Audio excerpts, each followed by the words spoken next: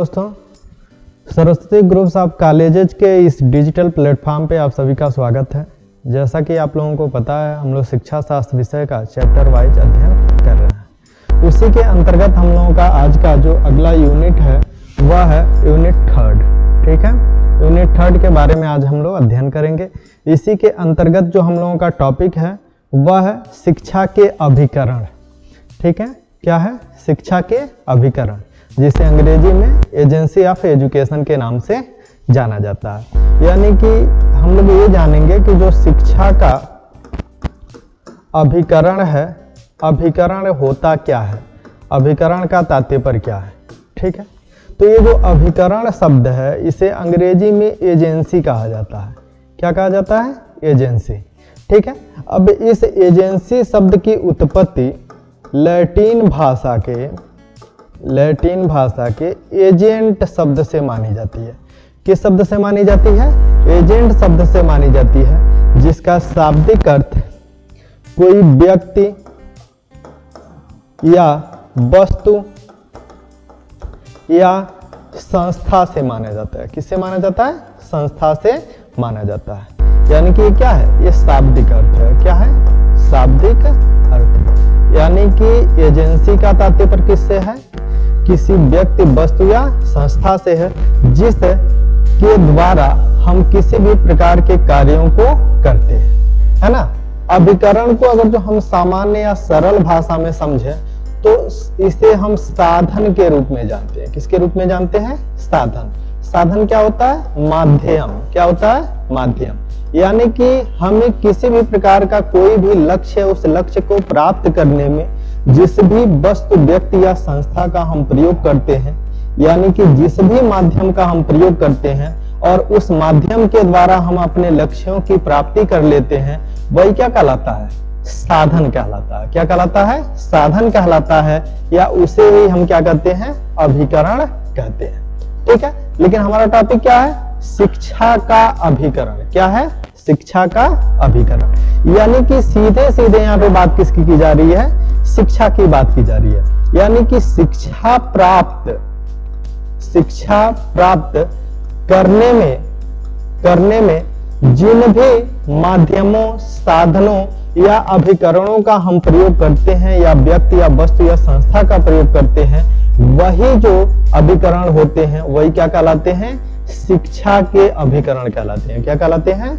शिक्षा के अभिकरण। समझ में आया? अब आपको पता है कि शिक्षा किसको दिया जाता है? तो बालक को दिया जाता है। यानी कि बालक का शिक्षित होने के लिए, यानी कि बालक के शैक्षिक प्रक्रिया को प्रभावित करने के लिए या शैक्षिक प्रक्रिया पर अपना प्रभाव डालने के लिए जिस भी व्यक्ति, वस्तु या संस्था का प्रयोग किया जाता है, वही क्या कहलाता है? शिक्षा का अभिकरण या साधन कहलाता है। यानी कि एक बालक अपने व्यवहार में परिवर्तन के लिए, किसी भी नई चीज को सीखने के लिए, नई तथ्यों की जानकारी के लिए जिन साधनों या माध्यमों का प्रयोग करता है, वही क्या कहलाता है?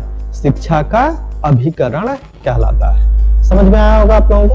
ठीक है, इससे संबंधित कुछ परिभाषाएं हैं जो इंपॉर्टेंट हैं। आप अगर जो थ्योरिकल क्वेश्चन करते हैं तो इन परिभाषाओं को लिखना आवश्यक होता है, इसलिए हमें परिभाषा को भी जानना होगा। ठीक है, तो एक परिभाषा है टी रेमंड महोदय के अनुसार। इन्होंने क्या कहा है? तो कहा है कि बालक का शिक्षण केवल अध्यापन को ही नहीं बताता। यानी कि शिक्षण का तात्पर्य यहाँ पे किससे है? तो सीखने से है। किससे है? सीखने से। अध्यापन का भी तात्पर्य सीखने से है। यानी कि बालक जो शिक्षण कर रहा है, सीखने सिखाने की जो प्रक्रिया घटित हो रही है, जिसके अंतर्गत तीनों तथ्य विद्यमान होते हैं, शिक्षा के तीनों अंग विद्यमान होते हैं, जिसके अंतर्गत हम कहते हैं शिक्षक, शिक्षार्थी और पाठ्यक्रम। ये तीनों विद्यमान होते हैं।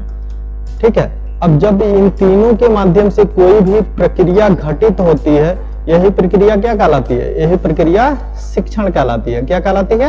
शिक्षण कहलाती है ना।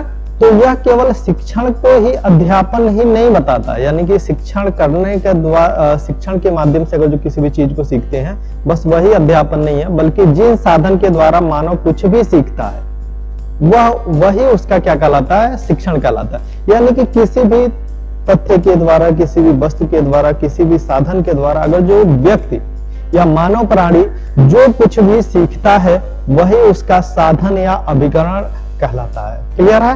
किसने कहा है? तो रेमंड महोदय ने कहा है। समझ में आया होगा आप लोगों को? ठीक है, अब इसके बाद से हम लोग अगला परिभाषा देखते हैं। अगला परिभाषा किसका है? तो अगला परिभाषा भाटिया महोदय जी का है। किनका है? भाटिया जी का, यानी कि बीडी भाटिया। इन्होंने क्या कहा है? तो इन्होंने कहा कि समाज ने शिक्षा के कार्यों को करने के लिए अनेक विशिष्ट संस्थाओं का क्या किया है? विकास किया है। क्या किया है? विशिष्ट संस्थाओं का विकास किया। किसके द्वारा किया गया? तो समाज के द्वारा। किस लिए? तो शिक्षा प्राप्त करने के लिए, है ना। तो वही संस्था क्या कहलाता है? शिक्षा का अभिकरण कहलाता है। क्या कहलाता है? शिक्षा का अभिकरण कहलाता है। जैसे अगर जो इस परिभाषा को आप ध्यान में रखें तो जॉन डीवी महोदय ने जो परिभाषा दिया था कि विद्यालय क्या है? समाज का, विद्यालय क्या है? विद्यालय समाज का लघु रूप है। क्या है?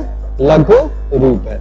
अगर जो आप प्रयोजनवादी विचारक जॉन डीवी को पढ़ते हैं तो आपको यह पता होगा कि विद्यालय की जो उत्पत्ति है या विद्यालय का जो निर्माण है वो किसके द्वारा किया गया है? तो समाज के द्वारा किया गया है। तो यानी कि विद्यालय क्या हुआ? एक प्रकार की संस्था हुई। क्या हुई?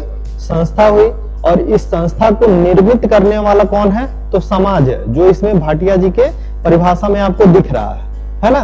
तो इस तरह से समाज के द्वारा क्या किया जाता है? जिस विभिन्न प्रकार की संस्थाओं का निर्माण किया जाता है और उन संस्थाओं को साधन के रूप में प्रयोग किया जाता है जिसके द्वारा बालक किसी भी प्रकार का कोई भी ज्ञान कौशल अपने अंदर विकसित करता है ना।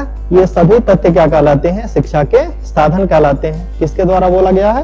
तो बीडी भाटिया जी के द्वारा बोला गया है। समझ में आया आप लोगों को? ठीक है, अब हम लोग आगे देखते हैं कि अभिकरण कौन कौन से होते हैं। ठीक है ना, यानी कि शिक्षा के अभिकरण का प्रकार। ठीक है, जब हम प्रकार पढ़ेंगे, ठीक है, थोड़ा सा यहाँ पे लिखने में मिस्टेक हुआ है। शिक्षा के अभिकरण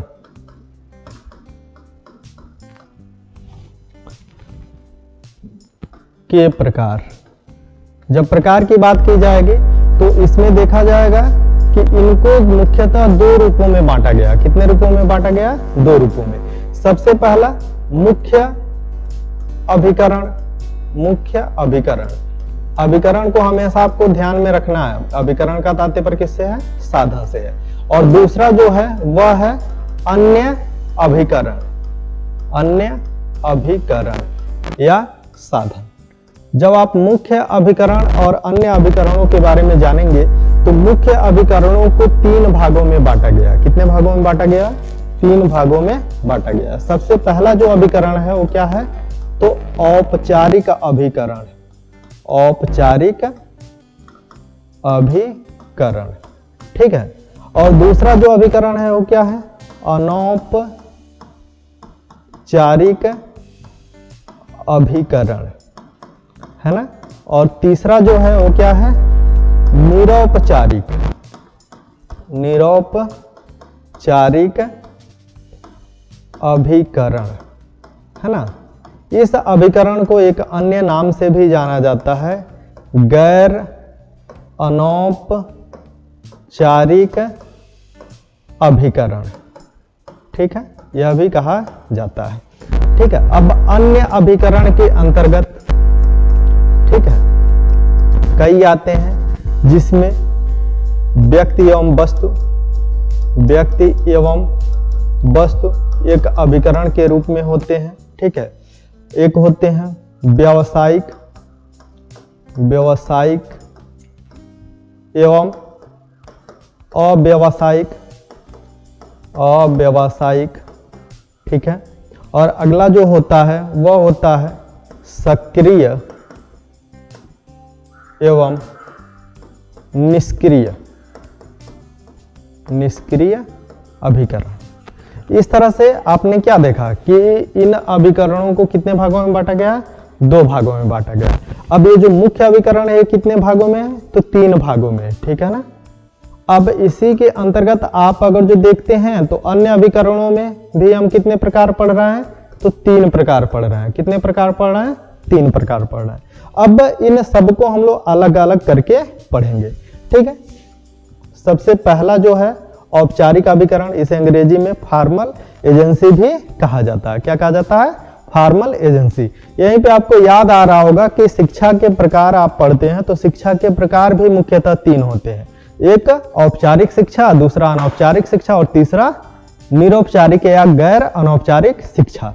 तो इस तरह से हम अभी अभिकरण के बारे में बात कर रहे हैं। इन शिक्षा के प्रकार के बारे में हमने इसके पूर्व की वीडियो में जो भी है शिक्षा के अर्थ उद्देश्य उस वाले टॉपिक में पढ़ चुका गया है, ठीक है। इसमें जो औपचारिक अभिकरण है कौन कौन से हैं? तो औपचारिक अभिकरण जैसे विद्यालय है ना, विद्यालय, वाचनालय, वाचनालय, पुस्तकालय, पुस्तकालय, ठीक है, चर्च, मंदिर, मस्जिद, यह सभी किस प्रकार के साधन के अंतर्गत आते हैं? तो औपचारिक साधन या औपचारिक अभिकरण के अंतर्गत आते हैं, ठीक है। अभी हम इनके बारे में भी जानेंगे, ठीक है, कि क्या होते हैं, कैसे होते हैं, एक एक को। फिर से इसको हम देख लेते हैं। अनौपचारिक अभिकरण, अनौपचारिक अभिकरण में बहुत सी चीजें आती हैं, जैसे आप कह सकते हो घर, ठीक है, उसी को आप परिवार कह सकते हो, समाज, ठीक है, पास पड़ोस, पास पड़ोस, समाचार पत्र, समाचार पत्र, रेडियो, टेलीविजन, टेलीविजन, ठीक है, चार्ट, पोस्टर, ठीक है, मानचित्र, मानचित्र इत्यादि। अभी बहुत से हैं, ठीक है। अब उसके बाद से जो निरौपचारिक या गैर अनौपचारिक साधन है, ये कौन कौन से हैं? तो इसमें जैसे मुक्त शिक्षण संस्थान, ठीक है, इसके अलावा खुला शिक्षण संस्थान, ठीक, थोड़ा सा हम इसको ऊपर कर लेते हैं। इसके अलावा दूरस्थ शिक्षा, पत्राचार शिक्षा, इन सब के बारे में हम लोग बारी बारी करके जानेंगे, ठीक है ना। अब सबसे पहला जो हम लोगों ने पढ़ा अभी, ये औपचारिक अभिकरण, ये क्या होता है? औपचारिक अभिकरण का तात्पर्य क्या होता है, इसको हम लोग जान लेते हैं, ठीक है। औपचारिक का तात्पर्य आपको पता होगा कि औपचारिक शिक्षा में भी इसको डिफाइन किया गया है कि जो हमें निश्चितता का बोध कराता है, जो पूर्व से क्या होती है, सबसे पहले जान लो, जो निश्चितता का बोध कराता है ना। पहला पॉइंट इसमें जान लीजिए, जो पूर्व से आयोजित या नियोजित होता है, ठीक है, जिसमें सभी चीजें निश्चित होती हैं। क्या होती हैं? निश्चित होती हैं। वही क्या कहलाता है? औपचारिक कहलाता है। क्या कहलाता है? औपचारिक कहलाता है। जैसे आपने औपचारिक शिक्षा का डिफिनेशन पढ़ा होगा तो क्या बताया गया होगा? विद्यालय। तो विद्यालय में आपको कैसे डिफाइन किया गया होगा कि मतलब वह स्थान जहाँ पे हर चीजें पूर्व से क्या होती है, निश्चित होती हैं, या पूरी योजना के तहत जिन भी साधनों के द्वारा शिक्षा दिया जाता है वो क्या कहलाता है? औपचारिक साधन कहलाता है। जिसको आप ऐसे डिफाइन किए होंगे कि एक निश्चित स्थान, एक निश्चित शिक्षक और एक निश्चित समयावधि के अंतर्गत एक निश्चित पाठ्यक्रम का बोध कराया जाता है। इस प्रकार के जो भी शिक्षा कहलाती है औपचारिक शिक्षा कहलाती है। यानी कि इसी का अगर जो हम साधन के रूप में प्रयोग करें तो विद्यालय में ये सभी चीजें क्या हैं? पूर्व से निश्चित हैं। यानी कि पूर्व से आपके क्लास रूम डिसाइड होते हैं, पूर्व से आपका क्या होता है, समय सारणी डिसाइड होता है, पूर्व से आपके शिक्षक डिसाइड होते हैं और पाठ्यक्रम भी डिसाइड होता है कि इन शिक्षकों के माध्यम से यही विषय का यही सिलेबस पढ़ाया जाना है। यानी कि ये सभी चीजें क्या है, निश्चित है। अब इस प्रकार के निश्चित तथ्य ही क्या कहलाते हैं, औपचारिक अभिकरण कहलाते हैं या औपचारिक साधन कहलाते हैं। क्लियर है? तो इसमें क्या विद्यालय जो है आपको दिख रहा होगा कि ये सभी चीजें निश्चित है। पहले से आपका विद्यालय में जो भी चीजें हैं वो व्यवस्थित होती हैं, आयोजित होती हैं, पूरी योजना के तहत वो चीजें घटित होती हैं। अतः विद्यालय भी एक औपचारिक साधन है। दूसरा है वाचनालय, है ना। वाचनालय को भी आपने अच्छे से पढ़ा है। वाचनालय का तात्पर्य वह स्थान जहाँ पे आप किसी निश्चित समय के लिए जाते हैं और वहाँ पे कुछ अध्ययन करते हैं। अध्ययन करने के उपरांत उन चीज़ों को वहीं पे छोड़ के, जिस भी माध्यम से आप अध्ययन करते हैं, जैसे समाचार पत्र, पुस्तक, मैगजीन, ये सभी चीज़ें वहीं पे छोड़ के आप वापस आ जाते हैं। लेकिन वो भी चीज़ें क्या होती हैं, समयबद्ध होती है, उसमें भी निश्चितता होती है। वह स्थान वाचनालय होता है, पुस्तकालय जिसे आप लाइब्रेरी कहते हो, वो चीज़ें आपको पता है। यह भी इसका भी एक निश्चित चीज़ें होती हैं, निश्चित प्रारूप होता है। इसका भी खुलने का एक निश्चित समय होता है, बंद होने का एक निश्चित समय होता है, जैसे मंदिर, मस्जिद, चर्च, ये भी चीज़ें, यानी कि इनमें भी क्या है, हर चीज पूर्णता, निश्चितता है। यह सभी साधन किस रूप में कहलाते हैं, तो औपचारिक साधन या औपचारिक अभिकरण के रूप में कहलाते हैं। ठीक है ना, क्लियर है? अब इसके वास्ते जो हम लोगों का साधन है, वो दूसरा जो साधन है वह है अनौपचारिक अभिकरण। अनौपचारिक अभिकरण में हम ये देखेंगे कि अनौपचारिक का अर्थ क्या होता है। सबसे पहले तो अनौपचारिक का तात्पर्य किससे है, तो चालू करिए, हम इसको पढ़ा देते हैं। अनौपचारिक अभिकरण की हम लोग बात कर रहे हैं, तो अनौपचारिक का तात्पर्य आपको पता होगा कि जिसमें किसी भी प्रकार की कोई भी निश्चितता नहीं होती है ना। यानी कि कोई भी चीज पूर्व से निश्चित नहीं होती है। जब जहां जैसे जिस रूप में भी हम जानते हैं, जिन भी साधनों का हम प्रयोग इस रूप में करते हैं, वो अनौपचारिक अभिकरण या साधन कहलाते हैं। अगर जो हम अनौपचारिक शिक्षा की बात करें, तो अनौपचारिक शिक्षा का तात्पर्य किससे है, कभी भी किसी के भी द्वारा किसी भी रूप में जो भी चीजें हम सीखते हैं, जानते हैं, वही क्या कहलाता है, अनौपचारिक शिक्षा कहलाती है। तो इसी तरीके से ये जो भी साधन है, जैसे घर परिवार में हम कुछ भी किसी समय पे निश्चित होता है क्या कि हम इस समय पे घर परिवार के द्वारा इन चीज़ों को सीखेंगे, ऐसा नहीं है ना।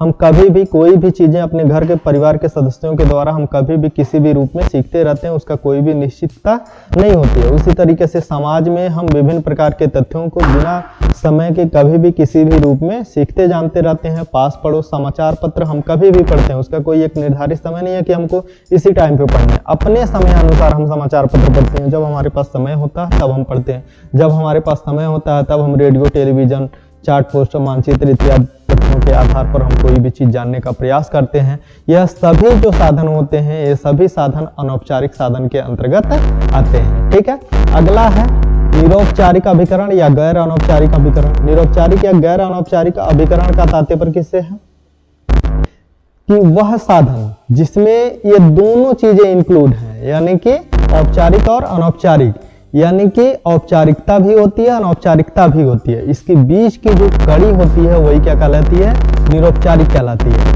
अतः निरौपचारिक साधनों को हम देखें तो इसके अंतर्गत हम विभिन्न प्रकार के संस्थाओं का प्रयोग करते हैं, जैसे मुक्त शिक्षण संस्थान, खुला शिक्षण संस्थान, दूरस्थ शिक्षण संस्थान, पत्राचार शिक्षा।